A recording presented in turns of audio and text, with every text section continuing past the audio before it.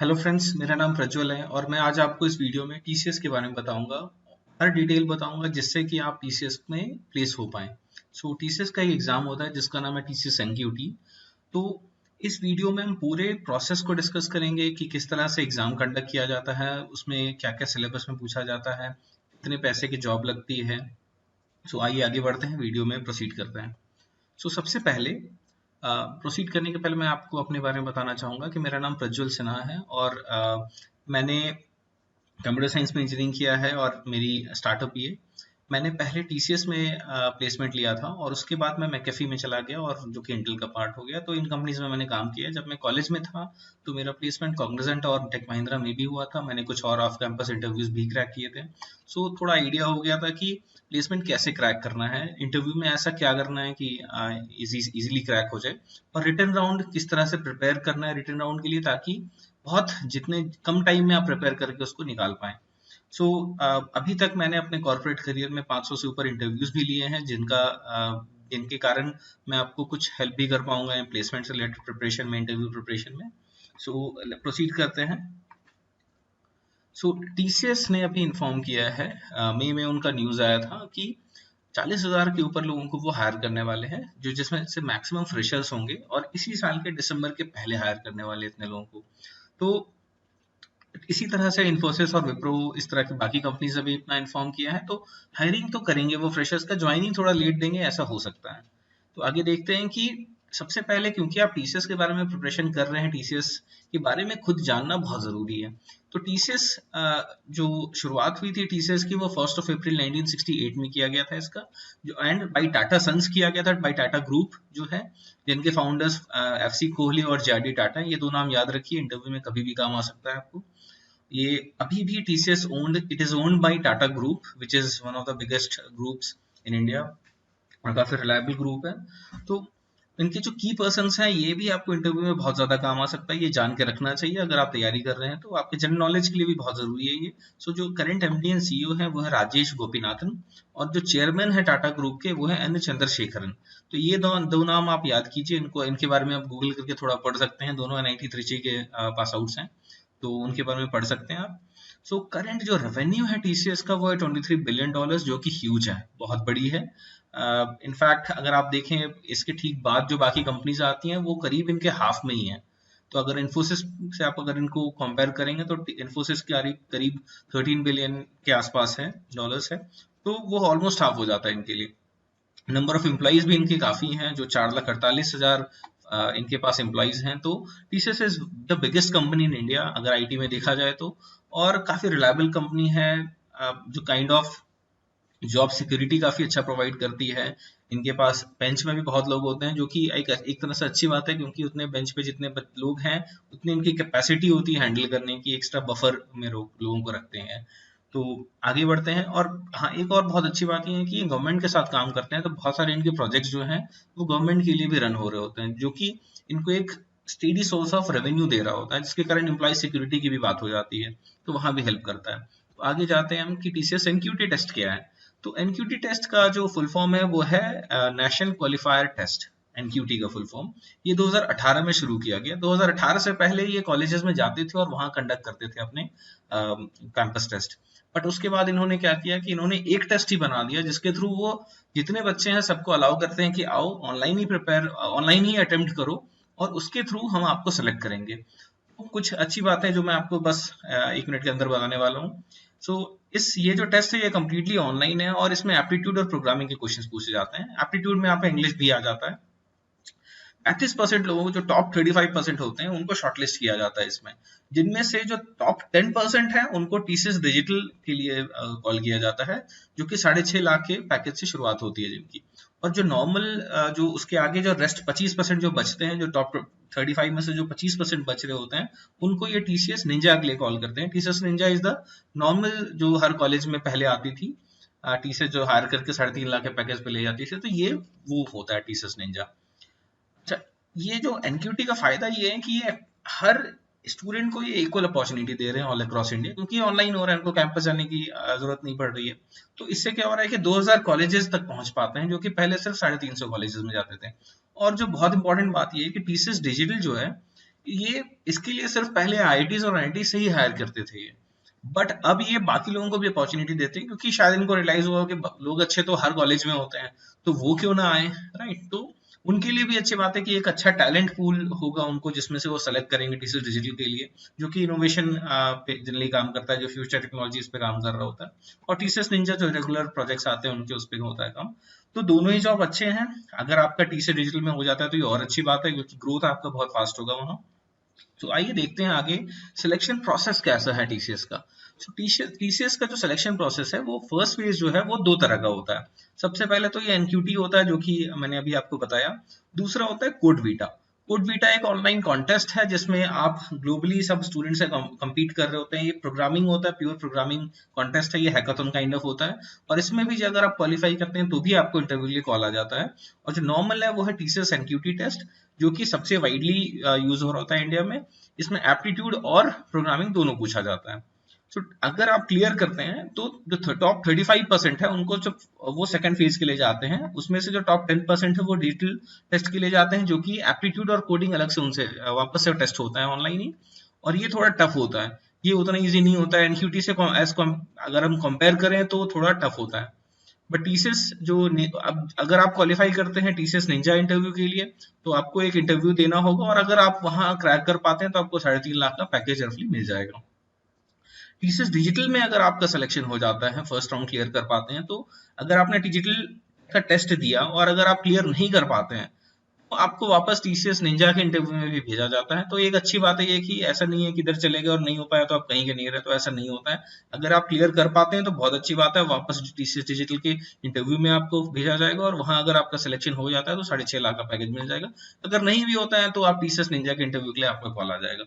तो ये हेल्पफुल है थोड़ा। आगे देखते हैं एलिजिबिलिटी क्राइटेरिया, जो कि बहुत ही इंपॉर्टेंट है। उसमें क्या होता है कि सबसे पहले क्वालिफिकेशन, कौन कौन ऐसे लोग हैं जो डिग्रीज है जिनको ये अलाउ करते हैं, तो उसमें फुल टाइम ग्रेजुएट्स होना चाहिए।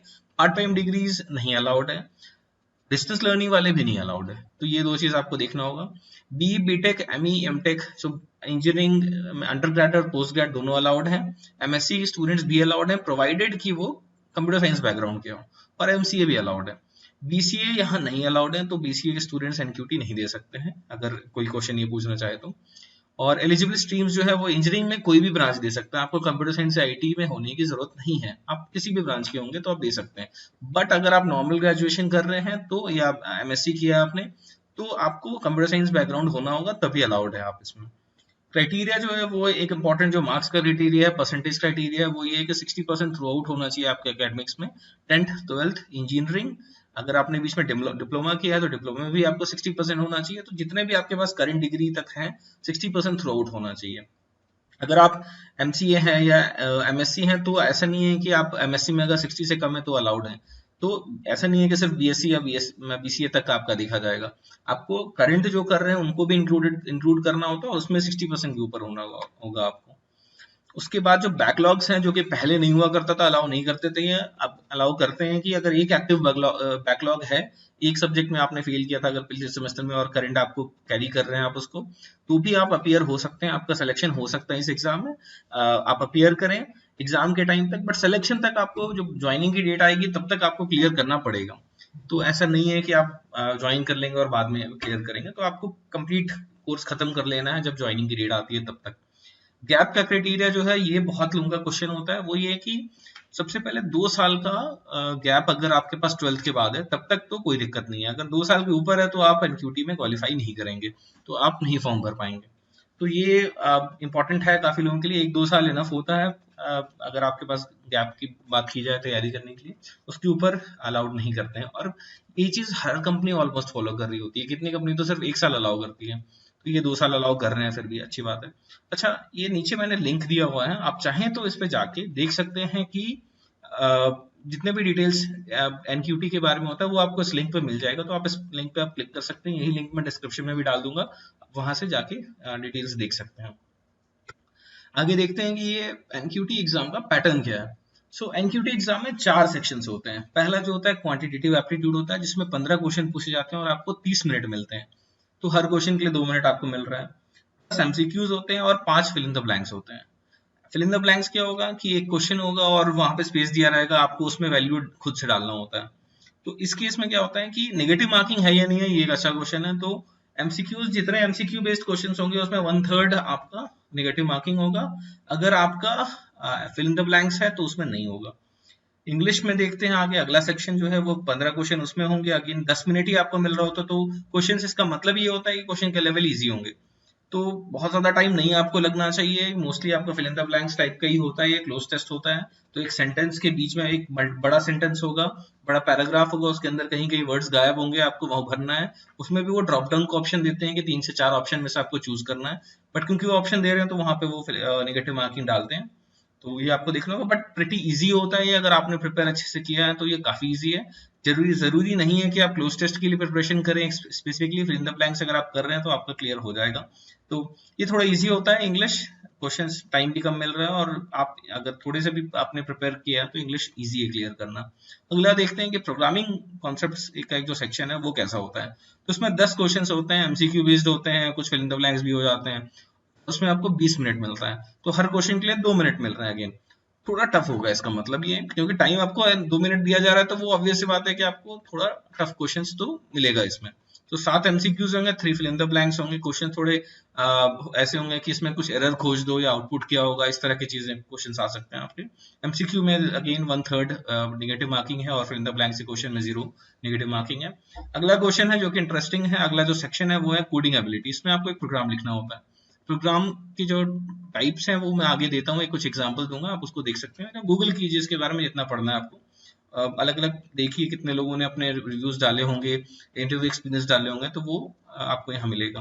तो 30 मिनट दिया जाता है, विच मीन्स कि क्वेश्चन इतना इजी तो नहीं होगा। आधे घंटे अगर आपको दिया जा रहा है एक क्वेश्चन को सॉल्व करने के लिए, तो वो इतना भी इजी नहीं होने वाला है। तो प्रिपेयर आपको अच्छे से करना होगा इस राउंड के लिए। नॉन टेक्निकल जो लोग हैं उनको थोड़ा अच्छे से करना पड़ेगा, नॉन आईटी बैकग्राउंड वालों को प्रिपेयर अच्छे से करना पड़ेगा। सो इसका आप C++, जावा, पाइथन, पर्ल किसी में भी सॉल्व कर सकते हैं। मेरा एडवाइस होगा सी में करें, सी आपके लिए बहुत जरूरी है सीखना। और एमसीक्यूज में भी क्योंकि सी पे क्वेश्चन आ जाते हैं तो इट इज बेटर कि आप सी पे स्टिक करें, सी या C++, दोनों में से किसी एक को पकड़ें। जावा, पाइथन क्योंकि डोमेन स्पेसिफिक भी हो जाता है थोड़ा, और थोड़ा एडवांस है, कुछ लोग जावा नहीं पढ़ते हैं, ऑप्शनल रखते हैं उन सब्जेक्ट्स को, तो उनके लिए सही नहीं है। तो आप, मैं प्रेफर करूंगा कि सी या C++ पे आप इसको हैंडल करें। तो आगे देखते हैं सिलेबस क्या है हमारे इसका। तो सबसे पहले जो सिलेबस है क्वांटिटेटिव एप्टीट्यूड का, वो कॉमन होता है, number system, HCF, LCM, time, speed, distance, और ये सब जो टॉपिक्स मैंने यहाँ पे लिस्ट किया ये सब पूछा जा रहा होता है। आपको RS अग्रवाल में ये मिल जाएंगे सभी टॉपिक्स, वहां से प्रिपेयर कर लें। RS अग्रवाल के 2 बुक्स आते हैं जिसका मैंने नाम आगे दिया हुआ है, तो उसको भी देख के आप उन 2 बुक्स को रेफर करें, हो जाएगा आपका सिलेक्शन अगर आपने अच्छे से पढ़ाई किया है तो। इंग्लिश में भी ये सेक्शन, ये जो है आर्टिकल्स पे हो सकते हैं, वर्ब पे आ सकते हैं, नाउन्स पे हो सकते हैं, या फिल इन द ब्लैंक जो अपना क्लोज टेस्ट होता है उसकी बात हो रही है। तो अगेन इजी है ये भी। प्रोग्रामिंग कॉन्सेप्ट्स में थोड़ा आपको मेहनत करना होगा, आपको पढ़ाई अच्छे से करनी होगी। तो बेसिक्स डेटा, C++, पूछा जाता है इसमें, तो सी आपको अच्छे से बुक से पढ़ना होगा। ऑब्जेक्ट ओरिएंटेड प्रोग्रामिंग के लिए भी आपको थोड़ा अच्छा पढ़ना होगा, इस पे भी अगेन एमसीक्यूज आ जाते हैं, और डेटा स्ट्रक्चर से भी क्वेश्चंस पूछे जा सकते हैं। अगेन ये बहुत डिफिकल्ट क्वेश्चंस नहीं होते हैं, तो अगर आपने जो स्टैंडर्ड बुक्स हैं वो अच्छे से पढ़ाई किया है तो आपको इजीली क्लियर हो जाएगा ये। कोडिंग प्रॉब्लम में आपको प्रैक्टिस चाहिए, तो उसकी कुछ क्वेश्चंस मैं आगे दिखाता हूँ। तो कोडिंग एबिलिटी के जो क्वेश्चंस हैं वो कुछ इस तरह के हो सकते हैं कि write a program to generate this series. अब 1 1 2 2 4 4 8 8 16 16, ये जो है आपको ये सीरीज कैसे प्रोड्यूस करना है इसके लिए आपको कोड लिखना होगा।